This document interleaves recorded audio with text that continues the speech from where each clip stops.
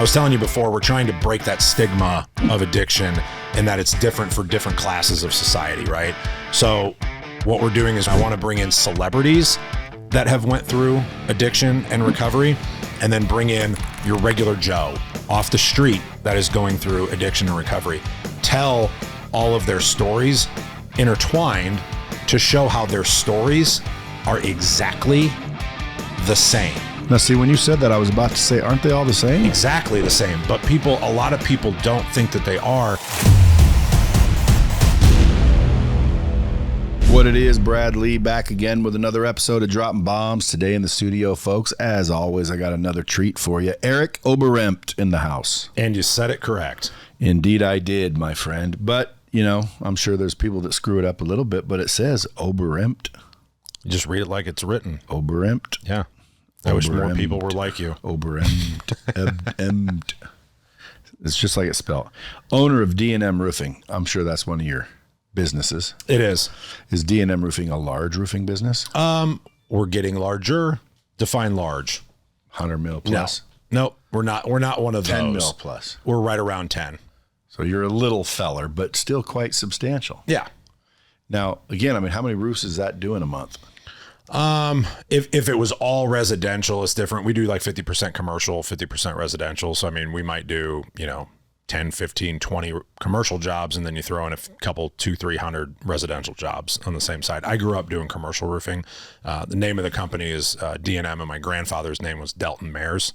My grandpa started the company back in the 60s, and he grew up as like a one-man operation with a truck and a kettle. And so I started working with him when I was a little kid because he raised me. So, did you say a truck and a kettle? Yep. Is the kettle to warm up the tar that goes on? Just like roof? in Shawshank. See, so like to me, dude, I meet people, they're making a bunch of money. They say they're roofers. And I'm like, dude, the ones up there with that tar. Right. Pounding those tiles and, up on the roof. Those are roofers. Correct. The people I'm talking to making all the money, no, they're not roofers. Correct. I'm one of the few that actually did it. They're the salesperson. Yep. I'm one of the few that actually did it. And then do the roofers know that the salespeople make as much money as they do? As much? Fuck, they make way more. Who does? Sales guy. That's what I just said. Oh, yeah. Do the roofers know that the salespeople make that much money? Yeah, they hate them. But why don't the roofers quit roofing and sell? Because they can't sell because they're Hispanic. Anybody can sell. Most of them can't speak the language, so it makes it a little harder. Well, dude, are you telling me that every roofer in the country's Hispanic? No, not every. I mean, there's a lot of really good, there's roofing companies that have came from being subcontractors, and the guy who runs that crew learned from like watching, guys like me and other people in the industry, and then went out and started their own thing, and blew it through the roof. How much? Wow, I really did not mean to say through the roof.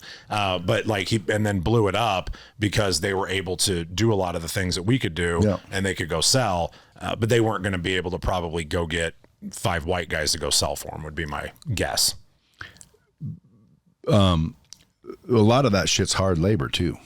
All of it is. When I was a kid, I used to have to, I didn't have to. They'd pay me, I forget how much. I'd just end up with a $20 bill. Mm-hmm. But I would pack tiles, those, they're like, I don't know, they're like pebble and they're, roof tiles. Out here. Tile. Is that what they're called? Tiles? Are you talking like asphalt? No, not out here. Yeah, like asphalt. Like asphalt. Oh, asphalt shingles. Shingles. That's what they're called. Fucking shingles. Yeah. Everything out here is tile because it's concrete or clay tile. I'd pack the shingles up. There's big packs of shingles. I'd throw them on your shoulder, climb up ladder. Yep. And dump them on the roof. And then I'd go down, get another one, come up, dump it on the roof. So my grandpa, what position's that? I think they call it bitch. Yeah, I was the bitch. Yeah, and so what my grandpa would do when I was a kid is you could pay like $50 to the supplier to roof load those for you with a conveyor. And I found that out, and I was like, hey, Gramp, can I pay them $50 to have them roof load it up there? And he's like, no. This is your job. Carry the bundles up the ladder. And so he made me carry the bundles up the ladder just so I would learn how damn hard it was, so I'd appreciate it later on down the road when I was paying other guys to do it myself. Yeah, well, dude, that's a good lesson. Yeah. So it says also motivational speaker. When you speak, do you motivate people? I hope so. Or inspire. But why? Because of my background in recovery, and I've learned that once I stopped focusing on me and I started focusing more on other people and how I could help them, that was when all the good things started coming. It's funny towards that you me. say that, man. If you ever listen to any of my speeches and people ask me about my story, I say the same thing. Same thing. Yeah, because there was a time where it's like I was always out for me that I can remember. And everything I did was me trying to get rich. And then one time I accidentally helped a dude. I didn't accidentally help him. I helped him on purpose, but I didn't do it like I knew to do it. Yeah. And so I helped this dude, and I watched his whole family transform, and I thought, man, that feels good. I'm going to quit my job and go do that. And I didn't realize that was when I stopped worrying about myself and started trying to help other people. And as soon as I started helping other people, dude, that's when everything unlocked. 100%. I mean, that's when I think that's when your life changes and you start to figure out how to become the human that you were supposed to be. I don't believe in that coming the best version of yourself. I think that's bullshit. I hate that phrase. I think that we were all born to become something great, and we all have this opportunity to do that. We weren't born to be a piece of shit. We weren't born to hurt other people. We weren't born to make our mothers cry, waiting up all night, not knowing if you're going to come home, or if you're in a car accident. I had plenty of those, drunk at 3:00 in the morning. Like that wasn't, as did I. That wasn't the purpose that we were put here, right? We were put here to become a good human that helps other people. And I think that once that epiphany happens for people, for a guy like me, it took me going to rehab and sitting in rehab and going, holy shit, what happened? Why am I in rehab? What were you on? I drank. I drank a lot. Did a lot of cocaine. Sold cocaine. What's drinking a lot? What's that mean? I mean, every day. Every you want like single day? quantities? Yeah, like every single day you'd be drinking? I had one day off. I would always have one break day where I'd eat like a lot of pizza. So like, cause I was 310 pounds. Like I was a big fat person, big fat bloated face. I was the fattest cokehead you ever met. Like usually that's not how those two things transpire, Yeah. but I would drink. How long were you on coke? 3 years. Dang, that's a long time. 3 years. So you can cause some destruction in 3 years on coke. And I did. On a regular basis, coke? Like Yeah, not probably, daily? Probably 4 to 5 days a week. So if someone ran into Eric Oberempt, they'd be like, he's a fucking cokehead. I probably hid the coke better than the drinking. They would have called me a drunk. Did they know you as a drunk? Yeah, everybody knew me as a drunk. So you were always drinking. Yep. But like, were you married? A few times. Oh. Yeah. Does coke ever end up in a good place? Ever? Like, Have you ever in your whole life found coke in any relation to it ending up in a good place? the first time I did it, right? The first time I did it, it made me feel part of, and it made me feel like I could talk to people. Before that you couldn't? No, I hid. Like I was scared. Like I was scared of talking to people, scared of walking up and talking to people. I hated, still do, but like hate large groups of people. I love standing on a stage. I could speak to 100,000 people. If somebody put me on that stage, I'd have absolutely no problem with that. But then afterwards, when you have to talk to 100 or 200 that want to come up and talk to you, like if it's individual, love it. When it's large groups, like at a party and things like that, I'm the guy that wants to go hide in the corner. What caused that? What in your childhood caused that? You know what? That's a great question. And I've done a lot of work on that. I mean, who knows, right? I mean, it's, it could be parents getting divorced. It could be whatever, but like I had great role models. I had my grandfather that raised me. So I don't know if it was childhood. I think I'm just a very natural introvert. And somebody said this, I can't remember what show I was watching, but, it was ours. Somebody came in and said, I'm a trained extrovert. And I was like, I'm an introvert, but I'm a trained extrovert. And I was like, oh my God, I'm like, that's me. Holy shit. Like I have trained myself to be that extrovert when I need to be that person. But naturally, like I recharge by being alone for a little bit. Right. And like, getting my energy back. Right. Where other people like Sam Taggart, his energy goes up by being in a room full of people. Right. He loves that shit, like relishes it. I hate it. And so I would do the drugs and the coke and the booze and everything else so that I could feel part of and not feel like I was being left out, because I strive for connection. And I thought that was going to give me connection when it didn't. And it took me then it wasn't long a good time. thing. No, but in that moment, I thought it was. But now that you know, is there anything good connected to cocaine? No, Like I've never seen cocaine introduced and have it become a good thing. No, it's like, never. Man, thank God they were doing coke. Like, you know what? They started doing coke. Next thing you know, they lost a bunch of weight. They were in shape and they lived happily ever after. Super productive. Coke. Yeah. Yeah. No, everybody loves them. Yeah, that never happens. You know, no, coke always will put you in a bad spot. Yeah, it will take over your life. So I tell all people that listen to me, yeah, if I have any influence, I would say, don't do coke. Yeah. The problem is that what I've learned is when you tell them that, they're like, well, I need to find out. Well, you know, hey, we all did, didn't we? Yep. See, when I'm listening to you, I'm thinking, okay, well, where's the tragedy and the trauma and like, this sounds like my fucking past. Like, you know, I drank, so what? You know, I used to get drunk, but I wouldn't say I was an alcoholic though. Why? Well, because to me, an alcoholic means that you have to have a drink. Like, I got to have a fucking drink, man. So that's not what I think an alcoholic is. Oh, that's what I think it is. So I was never like that. Right. But like, you know, every weekend, I'm pretty sure, you know, we were drinking. And the only reason was to get drunk. Like, we didn't drink for have a nice cocktail. And, right. No. You know, we drank to get drunk. Yep.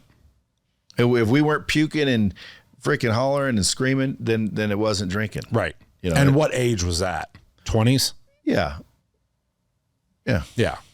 Because I got sober when I was 30, and I was looking at real consequences of 1 to 5 years in prison. Well, that would scare the shit out of me to be sober too. Yes, that was scary. What happened there? So that was I got charged with a 4th offense felony DUI. I narrowly dodged drug charges because I was selling drugs. You know what's funny is I had a 4th that they dropped to a 3rd, and if I got another one, they warned me good. I had all my other ones drop 1, but not the 4th. I didn't get. Yeah, I did get the 4th, but it was treated like a 3rd. Right. No, I got a 3rd and it was treated like a second. Don't get another one. Right. That was what they told me, and I went and got another one. Oh yeah. Dude, do not get another one. Like, and by the way, this was back when drinking and driving wasn't that big a deal. Can you believe it used to be not big a deal? Yeah, when I got mine, it was right when like Mothers Against Drunk Drivers got really big, and they started coming after states that weren't really going after people. Oh yeah, dude. But before back in the day, I might be older than you. How old are you? 44. Yeah, I'm way older than you. So back in the day, dude, drinking and driving was somewhat legal. Sure. Accepted. Yeah, accepted. Better word. Yep. Yeah. So I mean, one time I just said it the other day on a post. One of my biggest regrets. Someone said, "What do you regret?" I don't really regret anything, but he said, "What about when you drank and you got a text?" I remember driving from Eugene, Oregon to Portland, Oregon. I don't remember driving. I woke up in Portland and I drove from Eugene the night before. So drunk, I don't remember driving there. Like, dude, am I an idiot? Many of those nights. I've drove into the back of 2 semis going 95 miles an hour asleep. Well, see, thankfully I never wrecked or, one time on the strip, I got pulled over and I was looking out of one eye. And I'm so glad I got pulled over because I probably would have ran people over that night. For sure. Yeah. I should be dead. I should be dead or in jail. Like 1,000%. So you almost went to jail. That scared the shit out of you and you just went sober from that day forward? Nope. What happened? I got pulled over. I dodged drug charges because I accidentally sold all my coke that day and I didn't know it. I sold drugs on the honor system. So I would put 10 teeners in a middle console of my truck, and then people call and be like, "Hey, where you at?" I'd tell them, they'd come, they'd throw $100 in, take a teener and leave. So when I got pulled over that night, that's called Beverly Hills drug dealing or something. Right? Yeah. Like, where were you? In Omaha. That's West Omaha coke dealing right there. That's what that is. So I got really lucky. I didn't know that I sold all my stuff, and I had 2 8-balls in my pocket that were like my own personal stash and like for friends. And the cop patted me down and didn't find it. And he went and searched my truck and came back to the cop car and he said, "Hey, do you want this $1,000?" And I was like, "What $1,000?" He's like, "I found $1,000 in your middle console." And I was like, "Oh shit, I sold all my coke." Like inside. I didn't say that out loud. And I was like, "Yes, I'm going to be in jail for a minute, right?" And he's like, "Yeah, you're going to jail for a minute." I'm like, "I'll take that. I'll need it for commissary." So I took the money, and then I had to figure out how to get rid of the coke in my pocket. And somehow I was able to go to the precinct. I got him to let me go to the bathroom, and he was watching me. And as he turned his head, I was able to pull it and flush it before they introduced me into the population so that it didn't go in as contraband, because I would have caught another big charge for that. So just for the DUI alone, I was looking at 1 to 5 in prison for a felony aggravated DUI. And I did not stop drinking. I got out of jail a few days later, posted bond, and I continued using and drinking for the next 3 or 4 months. But I had to go do what they call an alcohol evaluation. And so I had to go do that at this place called Valley Hope in Omaha. And I did this evaluation with this counselor. His name was Mark. And he told me I needed to go to inpatient treatment. And I was like, fuck you, man. I'm like, I got a mortgage. I got shit to pay for. I got a job. Like, give me some easier out here, right? He's like, he goes, if you want to get better. I'm like, I never said I wanted to get better. I just don't want to go to fucking jail. And he's like, well, here's my card. You decide what you want to do. So this is a true story. He gave me his card. And I remember I took his card home and I set it down on my end table by my couch.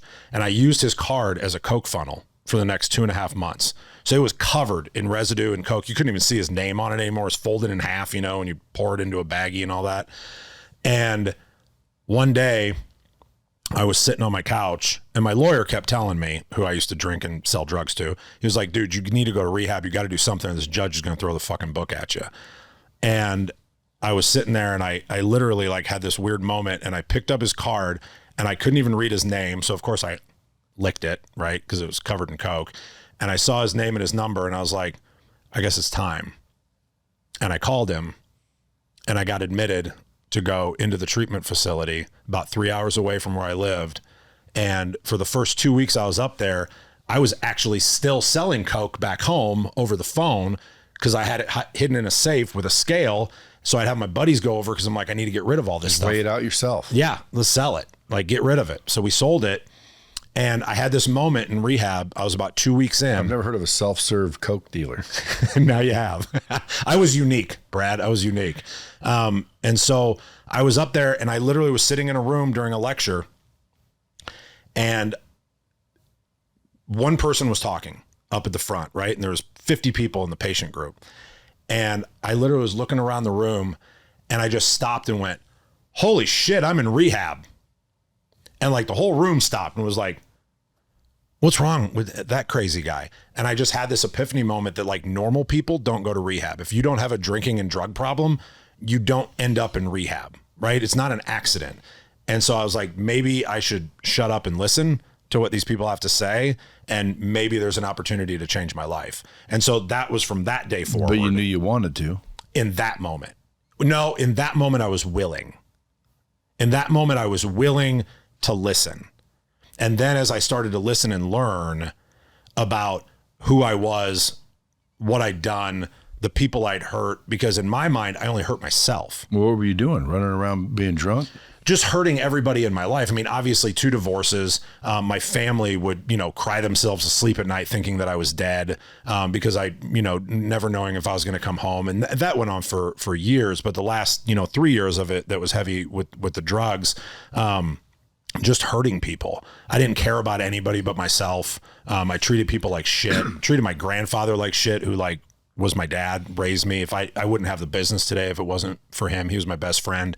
I treated everybody like they were just an asset, right? To be able to use, and never helped anybody. And I think that's why it all comes back to the helping part, right?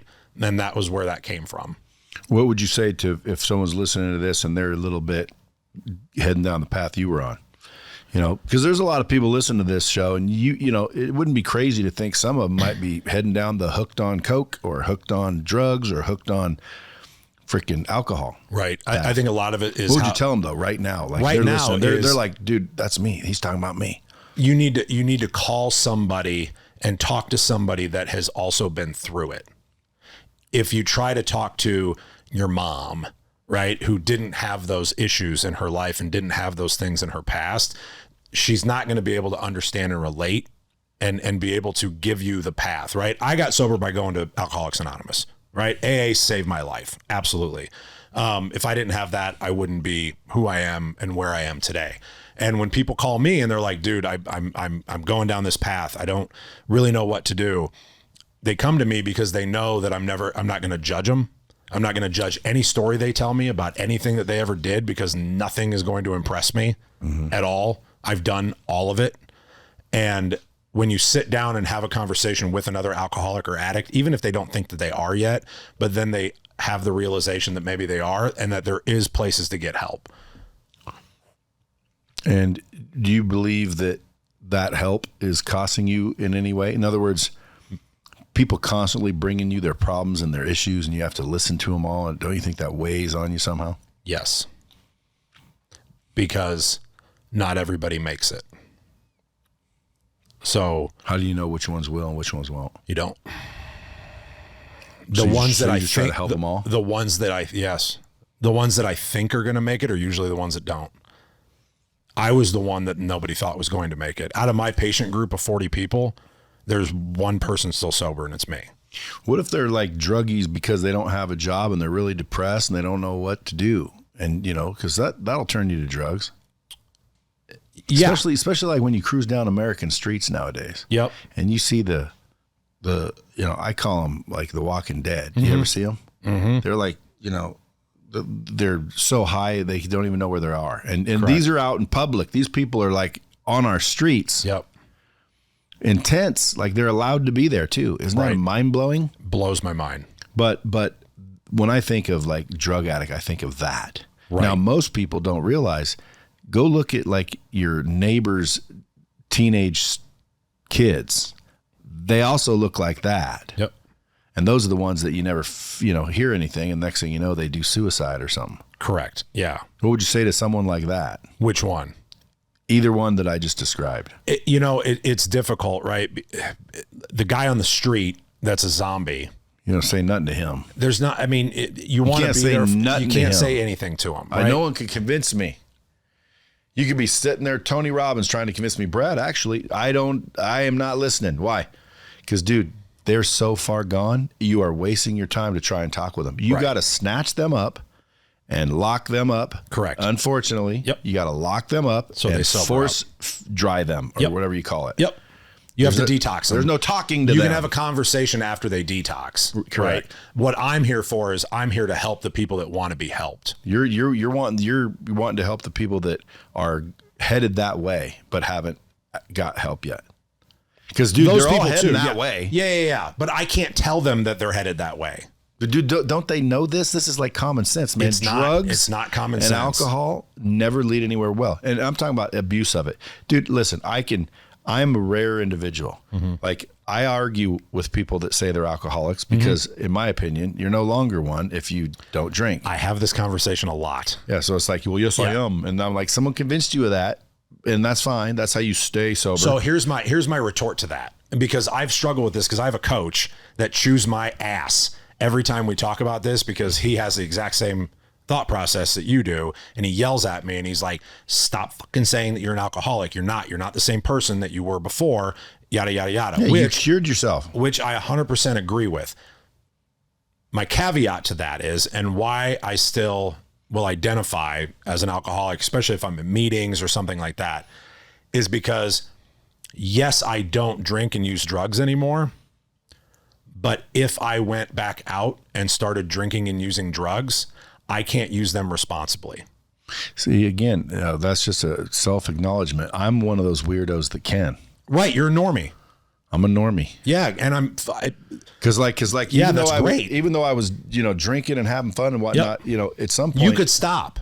Just like this, I couldn't. Just like coffee, right. I love like coffee with cream sugar. Like it's good. I drink coffee. Right. And then one day I said, because I didn't want any more sugar, I'm not drinking coffee anymore. And everyone was like, how do you give up coffee like that? It's fucking coffee, bro. Right. Coke, same thing. Yeah. One time I was hooked on crack for 3 days. Nobody believes the story, but it was the truth. And after the third day, I knew if I didn't get the fuck out of there. So I said, if I don't get out of here, dude, I'm going to end up like those people. Yep. And so I said, I'm getting the fuck out of here. Now, I don't know how. People say, oh, if you were hooked, you couldn't. I did. So I guess I wasn't hooked then because I wasn't hooked, but at the end of the day, bro, there's a lot of people out there. They do something for a little bit of time. They're done. Especially like heavy shit, like OxyContin or whatever what's it called? Fentanyl? Fentanyl. Like, dude. That shit'll just kill you. And people know that and they're still doing it. Yeah. It's like, are you nuts? They're insane. It's the definition of insanity. They're putting fentanyl on dollar bills, putting them on a windshield so somebody grabs it, and just from grabbing it, you get freaking I haven't heard that. Oh, yeah, dude. Really? Oh, yeah. There's weirdos out there. That's crazy. I haven't heard that. Yeah. But so now you're more into recovery than anything, it sounds like. You like helping people get sober. I like helping the people that want to get sober to understand how to do it because I did it, right? So step one, call someone who's done it. Yeah, they can't call you. Can they call you? Yes. How do they call you? I mean, Christ, I'm everywhere. Nobody's last name is Oberempt, right? So they just look me up on social media. Number? Ooh, I don't know if I want to do that. I mean, it's the same thing, right? If you message me on Facebook or Instagram, it's going to go the same place, right? But yes, you can call me. It's 402-250-5398. Hey, don't care. Or just go on Instagram at Oberembt, just like it's spelled. You can't miss that. Yeah. EMBT. Yeah. At Oberembt. He's also got a podcast, Be Authentic or Get the F Out. Correct. Now, and by the way, if you guys need a roof, might as well go through him. Yeah. D&M Roofing. Yes, sir. DNMroofing.com. And then EricOberempt.com if you guys want to find him. Or call him. He just gave you his number. Yeah, just gave me my number. Rewind. I can't believe I actually did that, Lex. Yeah. So, and by the way, I mean, we get quite a few listeners. So yeah, I know. I'll probably get some you phone might just calls. get a bunch of prank calls. I've had the same phone number for like 18 years, and I'm going to have to change it. But yeah, that's fine. Dude, I've had the same phone number for I don't know how long. And the other day I was thinking to myself, I think it might be time to get a new number. Yeah. And redistribute it. Yep. Because, like, dude, I give out my number to everybody. And the reason for it is because, like, I believe relationships is the new currency. Yes. So it's like, why wouldn't I give you my number? I agree with that. Call me. Yeah. I don't have to answer. Number one. I don't have to text back. I don't have to say yes. Right. I mean, dude, what's the worst thing that can happen? You reach me, so what? Right. Who am I? Yeah. I don't look at myself like that. Right. So I gave it out. Now everybody's got it. But I've never given it out publicly like that. I wouldn't give it out on the podcast. I felt because you're blowing up your phone at that point. I felt challenged, like I had to do it. So like I feel like I just got. I feel like I got bullied. Did he fucking just bully me? Do you want someone to bleep it out? I think you bullied me. Do you want someone to bleep it out? Well, dude, I mean, if no, you're out, I don't. If you're trying to help, dude, you're willing to help in any way whatsoever. Anybody that calls me is going to be calling because they want help. They want to find out where to go. They want to find out who to talk to. Because again, or the bomb squad that I instruct. Call him just to say what a good dude he is for giving out his phone number. There you go. You could do that. Just shoot him a text. That's easier. Yeah. Well, maybe it's somebody watching that wants to be part of the documentary too, right? So like that'd be fine as well, because I need people for that documentary. Yep. Need people and money for the documentary. And money. What kind of money you need?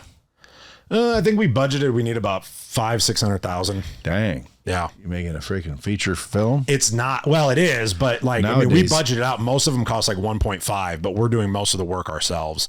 So we need the money for like post-production and getting some speakers to come in. Cause it's, you want to hear about a little bit about it? Go ahead.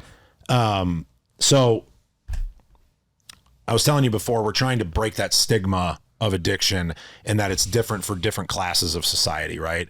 So what we're doing is I want to bring in celebrities that have went through addiction and recovery, and then bring in your regular Joe off the street that is going through addiction and recovery.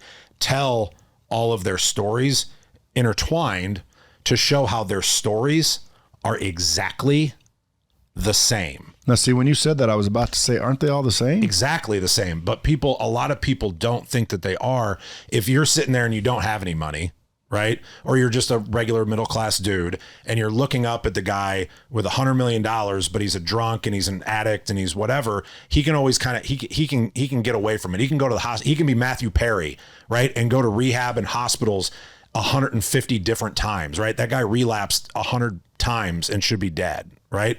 The normal guy can't do that, right? They maybe get one chance at recovery, but their stories are the same. And I want people out there to know that their stories are the same.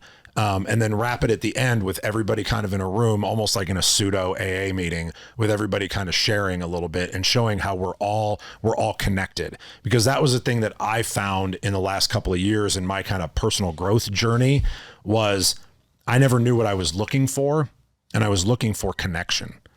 And it goes back to what you just said about relationships, right? We're in the relationship business.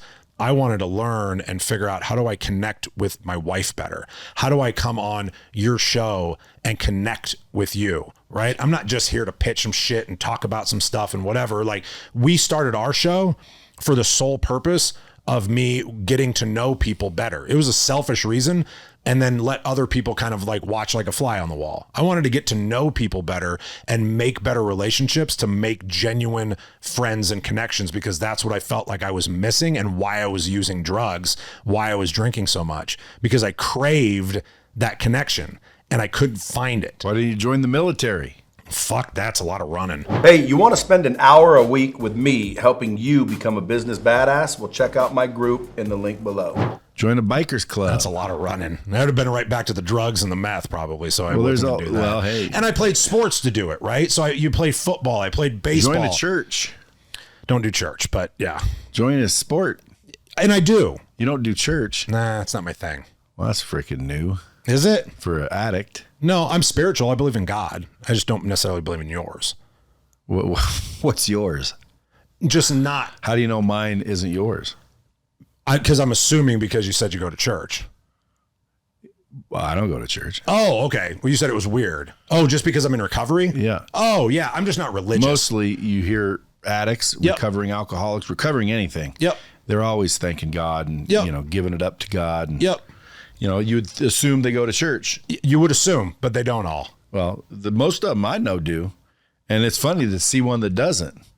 I'm going to go out on a limb But and you're say I still know. spiritual. I'm going to go out on a limb though and say I know more of them than you do. But you're still spiritual. Yep, 100%. What's that mean? I believe in God. I believe in a higher power. I believe in, you know, if you want to call it like the energy of the universe. What I don't believe in is the stories in the books. I don't believe that, you know, if you don't believe in what I believe, that you're going to hell or you can't be saved or you can't be, you know, this, that, or the other. I don't believe in stories that were written in books 500 years after they were told, right? I have a hard time grasping onto that, but I do believe that there is a higher purpose. I believe that there is a higher power. There is something. I don't think there's a puppet master. Do you believe Right. in Robin Hood? In Robin Hood? Wasn't he a real person? I don't know. It was written a long time ago. Yeah, I don't know. Anything written a long time ago, you got to question. 100%. I'm all about questioning. So am I. Yeah, I'm all about questioning, which is why I could never get on board with a religion. And a lot of the things that I'm involved in have a lot of people that are religious in it, and it kind of pushes me in that weird space, that awkward space, because I'm not, and which is why I kind of made my own shit. Right? So I made my own stuff so that I could have people around me that I align with and that I share, you know, the same values and everything with. I don't judge anybody that has whatever belief system they have. I think the purpose of us being here is that we get to make our own choices. You believe there is a higher power, though? Yep. Just curious. Does that make sense? Sure, it does. Yeah. I mean, you know, I could go down that road more, but I don't I think know. anyone like, you know, wants to. No, wants to. I could do it for hours too, but yeah, but I know nobody cares. I bring up the fact that, you know, people are running around, you know, praising Jesus when in reality, and this is factual, that wasn't his name.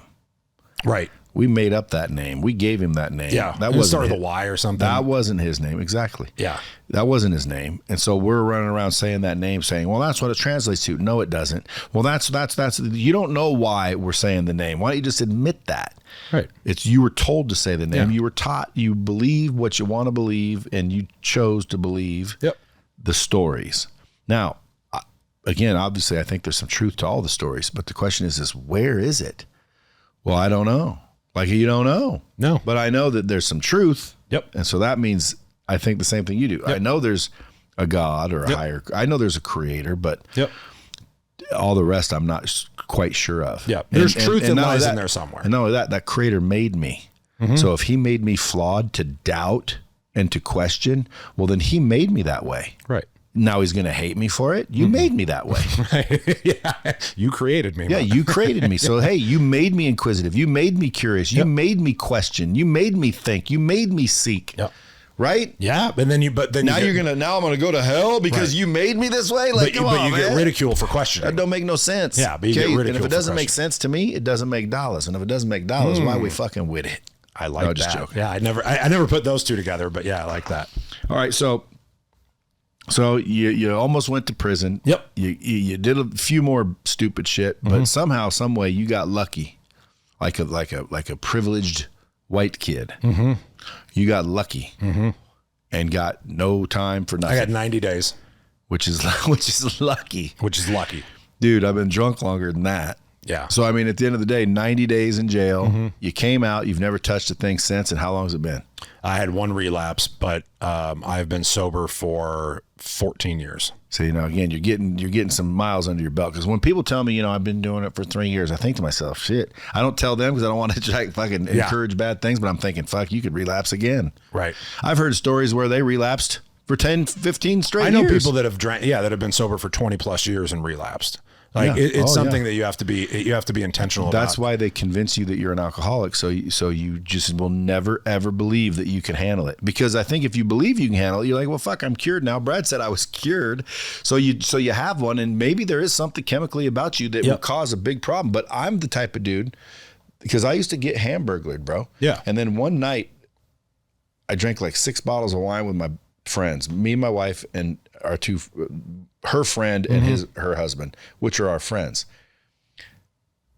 Drunk like a skunk, having fun the whole night. And then next thing you know, I wake up, my wife's pissed off at me. Apparently I was calling my friend's wife a bitch and snooty and blah, blah, blah. And he was almost going to punch me. And I told him, let's fucking see ya. And you're both a bunch of fucking twits and yada, yada, yada, yada. And I'm like, how do we even get home? I don't even remember. You drove us. I said, you fucking let me drive you home. My wife was pissed. Right. And I said, babe, I'm not going to drink like that anymore. I didn't say I'm going to stop drinking because I'm not going to promise something I'm not going to do. Right. Sometimes I want a fucking beer. Sometimes I want to drink. Yep. So I didn't say I'm not going to stop. I didn't say I'm going to stop Here's drinking. the difference. I said, I'm going to stop drinking like that. And since then, she said, yeah, right. She didn't believe me. Right. She said, yeah, right. And if I got her on the phone right now and said, since then, have I been fucked up? And she's going to say no. Right. Except once. I did get fucked up at Megan's Bay on a vacation once, but I was a happy drunk. Yeah. I wasn't a obnoxious drunk. But you're normal. You're normal, and your body reacts differently than mine does, is what I believe. And the analogy that I give sometimes is when you say, hey, maybe you could, and maybe it'd be all right. And here's a I bet you could. Here, maybe.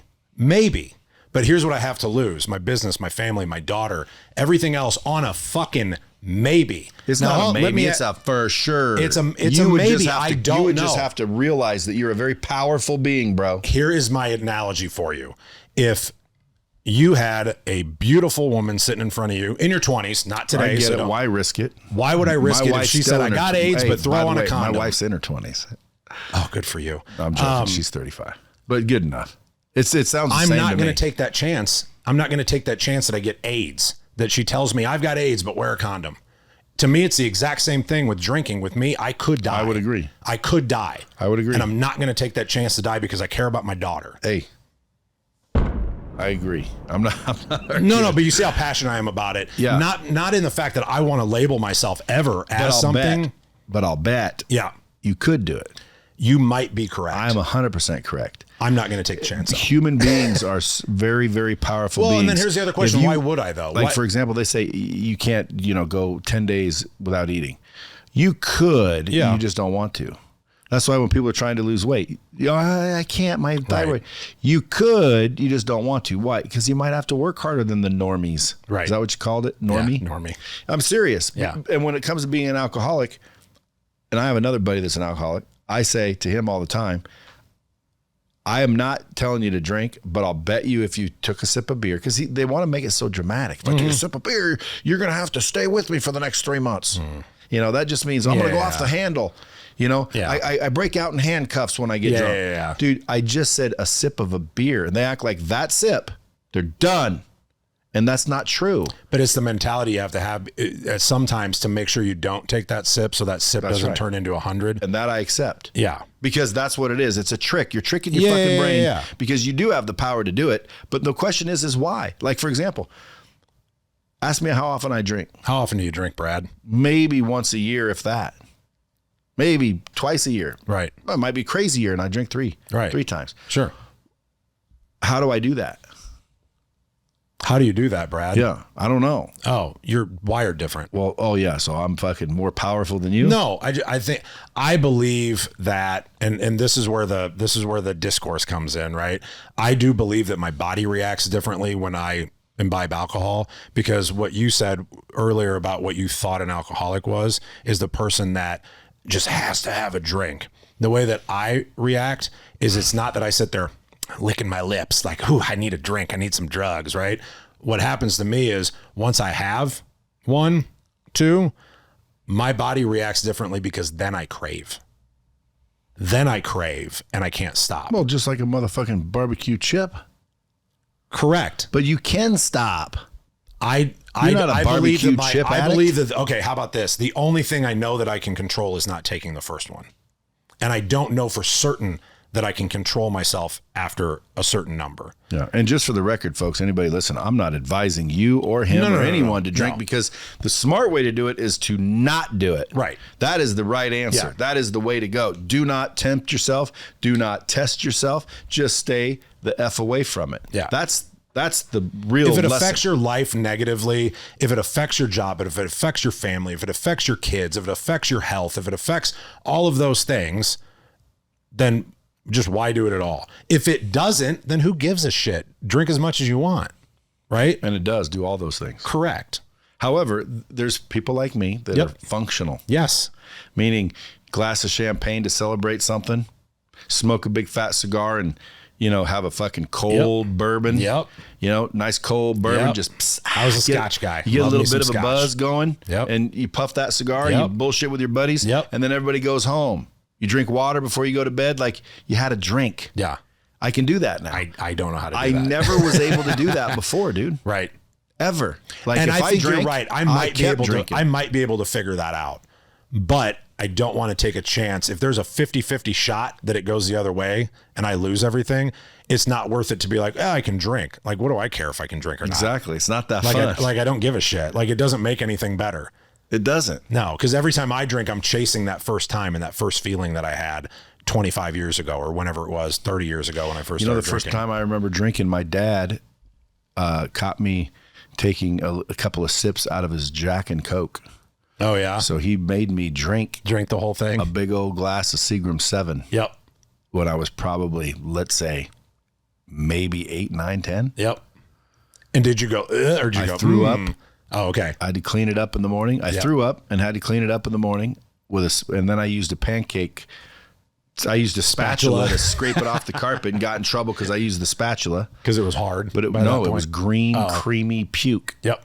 But I puked so bad, I never drank at all after that. Really? Obviously. See, I was different. The first time I drank, I was in 7th grade, and we filled up 2-liter jugs of 7-Up. We emptied half of them out, and then we went into our buddy's dad's liquor cabinet. We had no idea what anything was, and we just started dumping it into the 2 liters, and we started drinking it that night in the basement. And I remember, like, 7th grade, I threw up in the corner, and I'll never forget. I threw up. I was on all fours, and I fell in it. And then I got up and I threw up again. I fell in it, and then I fell asleep in the pile of puke. I woke up the next morning. We convinced his parents that the dog puked, and we didn't. But different than yours, I couldn't wait until the next weekend.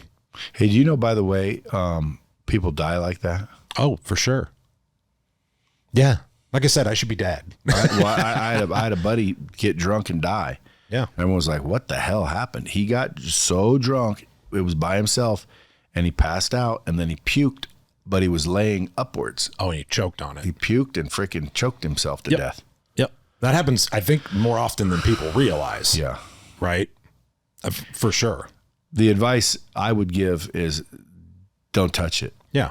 But if you do, do the high-end shit. Do the high-end shit. Like drink some Johnny Walker Blue or something. what I'm saying? Yeah, Like, that was mine at the end. Hey, enjoy life is Yes. what I say. But if it causes a problem, don't do it. And I guarantee you, anyone who doesn't drink is usually going to outperform anyone who does.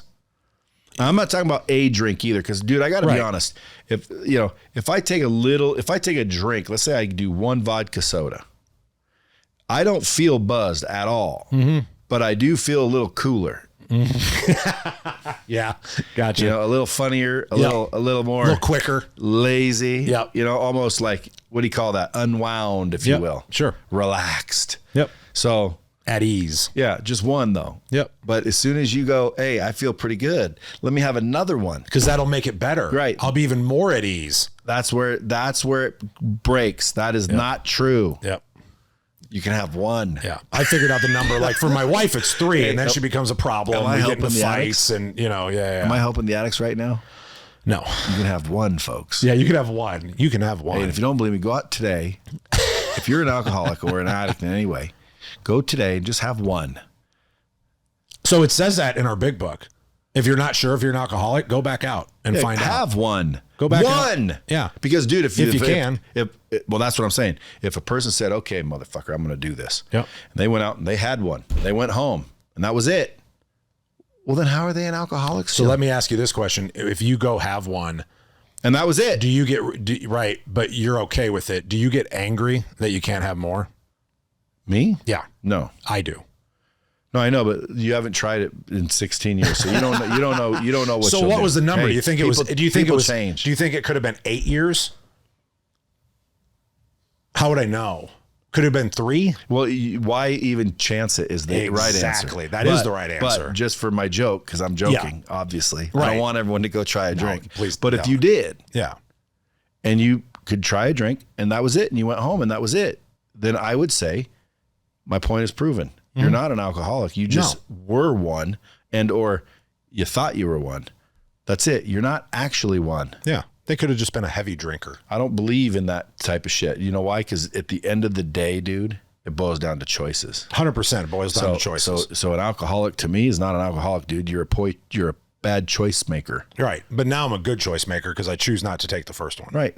Yes. There you go. I didn't know. But you're still making a good choice. I didn't know that I had the power of choice back then. And a lot of people listening that are in the situation right now, they're not even listening to us. They're saying, yeah, easy for you to say, bro. Correct. Yeah, especially with as much time as I have. Plus now you got a business, you got all the money and bullshit. Yeah, but do you know why I have grandpa gave you something. My grandpa never gave me nothing. My grandpa gave me a fucking negative bank account and no employees, and but that's what people are going to say, dude. They want to hate. They say it to me every day. You know why they want to hate? Because they cannot face themselves knowing they can't figure out how to not be a fucking drunk loser. Yep. Yeah, for sure. They don't want to take responsibility for their own choices because, like you said, we all make our own choices. I've just gotten to a point where I finally learned what the right choices are to be able to have the life that I want to have. If you're the homeless guy on the street that you're talking about and you're the zombie guy, you need to have a detox so that you can have an opportunity to make a choice. And the choice is go get a job, make some money, get out of the street, get a place to rent, right? We all know the path, but figure that out. But when they're in the moment of that, when you're in that zombie state, you can't make a choice. What if there's people listening that are somewhat new and sober and clean, but they're having a hard time getting a job? Roofing is a good opportunity. Roofing is a great opportunity. Can they reach out to you and get a job perhaps? For sure. And if you're not in my markets, I know people in your markets. I know everybody all across the country in every market that has a roofing company. So you can get people jobs too. 100%. Yeah. It's one of the things I think, by the way, not to interrupt, I think that is one of the keys to succeeding is like start hanging around different people, start getting productive, start working, start, staying in an environment that doesn't, perform well with alcohol, and that'll help you stay away from it. Everybody's going to give everybody an opportunity to learn how to sell, right? If you can sell, if you can talk to people, we all know like you can do anything. Dude, everybody can sell. They've been selling themselves short for a long time. Yep. Yeah. So people can reach out for a job. 100%. Now, what about like maybe other entrepreneurs that are listening to this that have similar stories or similar interests of helping people, recovery and things of that nature? You got some sort of network of entrepreneurs that are in that world? Anybody. Well, other than AA? So we have our nonprofit, which is Roofers in Recovery, right? Where we raise money and send people to treatment that are inside of our industry. Inside of that, we have a network of whether they're salespeople, whatever, and we have like a community of people. We have meetings twice a week, like recovery meetings where we all get together and talk. There is a large network. Now that you say that, that's actually what I need to put together, right? I need to put together that group of sober entrepreneurs that are trying to help guys that are coming out, you know, in recovery to be able to get jobs, right? I think maybe that's something that I probably need to do, is start putting that together, because I've got my own network of those kind of people, right? But I feel like maybe I'm being selfish by just keeping it to myself, right? So maybe I do need to put something together like that so that people that are listening that don't know about it can reach out. I think that's a great idea. I think that's a good one. That's a good one. Yeah. All right, so listen, I just want to make sure everybody knows, because there's a lot of different types of listeners. I've got, you know, executives, I've got doctors, lawyers, I've got freaking blue collar, I've got freaking probably criminals. Love my criminals. From A to Z. Yeah. And so I always like this, because right now I'm thinking, nobody follows me that has a problem, and people are naive when you think that. Oh, those are my kids. They're not really that way, dude. You know how many parents raised perfect children that ended up fucking druggies right under their noses? Yep. And then there's people, that are your neighbors that you envy and think, you wish you had their life, when in reality, behind closed doors, they're fucking going down the tubes with drugs and alcohol and addiction of any kind. Yep. The only addiction I don't understand why it's so bad is freaking sex addiction. But I suppose any addiction could get bad. Yes. If it controls your life, I suppose. But I'm not addicted to really anything other than living.